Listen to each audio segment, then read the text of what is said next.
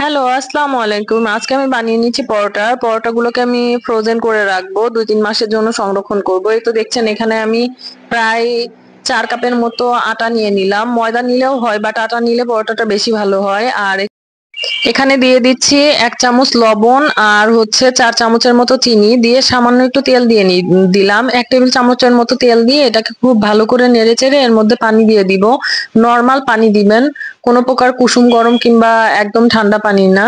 Normal যে ট্যাপের পানি সেটাই দিবেন। পানি দিয়ে এবার এটাকে খুব ভালো করে মথে নিতে হবে।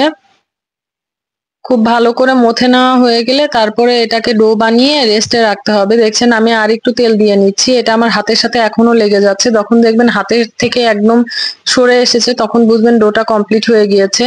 এই তো দেখছেন আমার হাতে আর লেগে নেই। তার মানে আমার ডোটা একদম সফট হয়ে এসেছে। এবার এই ডোটাকে আমি র‍্যাপিং ফয়েল দিয়ে র‍্যাপ করে এক সাইডে রেখে দিব, রেস্টে রেখে দিব। আপনারা রেস্টে রাখলেও পারেন, না রাখলেও চলে। কিন্তু রেস্টে রাখলে পরোটাটা খুবই ভালো হয়, সফট হয়।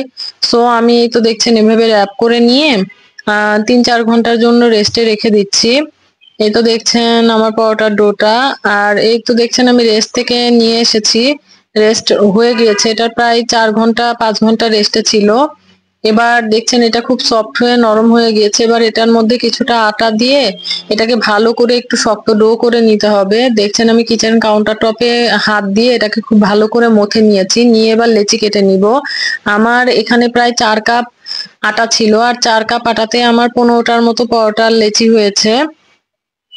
আপনারা আপনাদের ইচ্ছামতো শেপ করে নিতে পারেন, ছোট বড়। আমি মিডিয়াম শেপ করে নিয়েছি। এ তো দেখছেন এগুলোকে আমি আটা দিয়ে বেলে নিচ্ছি। আটা দিয়ে ১ম এ পাতলা করে বেলে নিয়ে তারপরে এটাকে শেপ দিতে হবে পরোটার। সো আমি খুব ভালো করে পাতলা করে বেলে নিয়েছি। বেলে নেওয়া হয়ে গেলে এবার এটার মধ্যে আমি একটুখানি তেল দিব। একটুখানি তেল দেওয়া হয়ে গেলে এটার মধ্যে একটুখানি আটা ছিটিয়ে দিব। আটা ছিটিয়ে দিয়ে এটা পরোটার ভাঁজ করে নিব। দেখছেন আটা ছিটিয়ে দিচ্ছি। শুধু তেল দিলে এটা আসলে ফুলে না খুব ভালো। এজন্য আটা ছিটিয়ে নিলে খুবই ভালো হয়। দেখছেন আমি একটা ছুরি নিয়ে এক সাইডটা কেটে নিচ্ছি। এক সাইডটা কেটে নিয়ে এটা ঘুরিয়ে ঘুরিয়ে রোলের মতো করে নিচ্ছি। এ তো দেখছেন পুরোটাই আমি ঘুরিয়ে ঘুরিয়ে রোল বানিয়ে নিচ্ছি। আর এরকম ভাবে পরোটাটা অনেক ফ্লাফি হয় আর অনেক ভাঁজ ক্রিয়েট হয়। এই তো পরোটাটা আমার হয়ে গিয়েছে প্রায়। এই তো দেখছেন এটাকে আমি ভালো করে লেচি করে নিয়েছি। এবার আরেকটা ভাঁজ আপনাদের দেখিয়ে দিব। এই ভাঁজটা হলো আপনার ওই একই টাইপের ভাঁজ, তবে এটা কুচির মতো। এই তো দেখছেন আমি কিভাবে কুচি দিয়ে নিচ্ছি। কুচির মতো করে নিয়ে তারপরে এটাকে একটু লম্বাটে করে তারপরে এটা লেচি বানিয়ে নিতে হবে। এই তো দেখছেন একটু টেনে লম্বা করে নিচ্ছি। টেনে লম্বা করে নিয়ে এটাকে গোল গোল করে ঘুরিয়ে নিচ্ছি, পেঁচিয়ে নিচ্ছি। পেঁচিয়ে নেওয়া হয়ে গেলে তারপরে এটাকে এক সাইডে রেখে দিব, পরে বেলে নিব। ঘুরিয়ে ঘুরিয়ে এটাকে এই তো দেখছেন একটা শেপ দিয়ে এটার মুখটা সিল করে দিলাম। দিয়ে এটা এক সাইডে সরিয়ে রাখবো। এবার আপনাদের আরো একটা ভাঁজ দিয়ে দেখিয়ে দিব। তার জন্য আবারও আমি ভালো করে একটা রুটিকে বেলে নিলাম। নিয়ে তারপরে এর মধ্যে সামান্য একটু তেল ছড়িয়ে দিয়ে একটুখানি আটা ছড়িয়ে দিয়ে তারপরে এটাকে ভাঁজ করে নিব। এই ভাঁজটা হচ্ছে অ্যাজ ইউজুয়াল ভাঁজ। এই ভাঁজটা সবাই করে কম বেশি। আর এই ভাঁজটাই আমার কাছে বেশি ভালো মনে হয়। আমি বেশিরভাগ পরোটাই এই চারকোনা ভাঁজ করে করে নিই। এই তো দেখছেন মুখগুলো সিল করে দিব। মুখগুলো সিল করে দিয়ে এবার এটা সাইডে রাখবো। আর এটা আরেকটা ইউনিক ভাঁজ। এটা হচ্ছে ৩ কোনা শেপের। এই ৩ কোনা শেপের পরোটা খুব কম মানুষই বানায়। তারপরে আমি আপনাদের ভাঁজটা দেখিয়ে দিলাম। আর এই ভাঁজটা খুবই ইজি একটা ভাঁজ।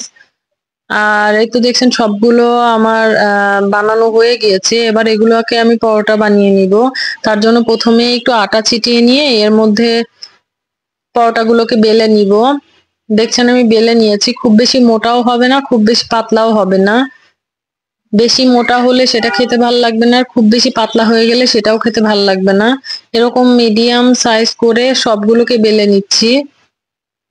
দেখছেন এবার আমি চারকোনা পরোটাটাকে বেলে নিচ্ছি।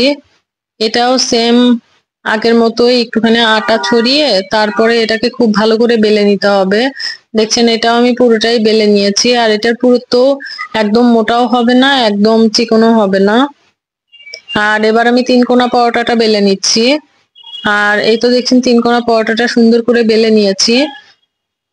বেলে নেওয়া শেষ হয়ে গেলে এগুলোকে আমি এখন একটা তাওয়াতে উল্টিয়ে পাল্টিয়ে ভেজে নিব। আর খুব বেশিক্ষণ ভাজা যাবে না, তাওয়াতে 30 সেকেন্ডের মতো জাস্ট এ পাশে একটু আঁচ দিতে হবে, ওই পাশে একটু আঁচ দিতে হবে, দিয়ে নামিয়ে নিতে হবে। নিয়ে এগুলো এভাবেই সংরক্ষণ করতে হবে। আমি এভাবেই আহ সেক দিয়ে নিয়ে তারপরে ফ্রিজে সংরক্ষণ করি, ডিপ ফ্রিজে। দেখছেন আমি সবগুলো পরোটা একে একে বানিয়ে নিয়েছি।